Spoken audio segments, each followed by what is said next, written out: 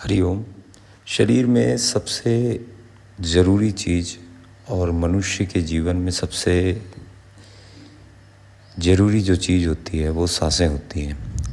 तो सांसें आपकी गति जब बढ़ती है तो सांसें बढ़ जाती है, जब आप शांत होते हैं तो आपकी सांसें धीमी हो जाती हैं और सांस सीधा प्राण तल तक जाती है। और जहाँ पर प्राण तल की स्थिति है वहीं से ध्यान घटित करने की विधि बताई गई है कि जैसे ही आप प्राण तल तक स्थिति बनाते हैं या प्राण तल पे आप ठहराव महसूस करते हैं या उसका अभ्यास करते हैं तो धीरे धीरे ध्यान घटित होता है। और ये जो ध्यान घटित होता है ये मूर्छा पे नहीं होता, जागृत अवस्था पे होता है कि सब चीज़ें हैं लेकिन प्राण तल पहले हैं।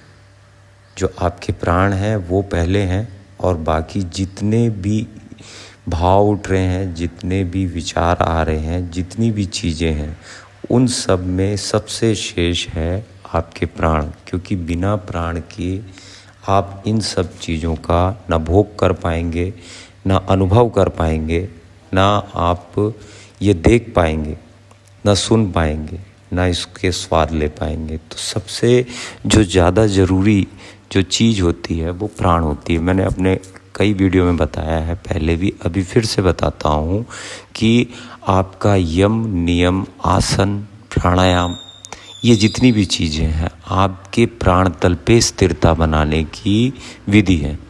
क्योंकि जब आपकी स्थिरता आपके प्राणों में बनेगी तो ध्यान घटित होगा, जागृत अवस्था पे ध्यान घटित होगा कि सब चीज़ें हैं लेकिन प्राण पहले हैं।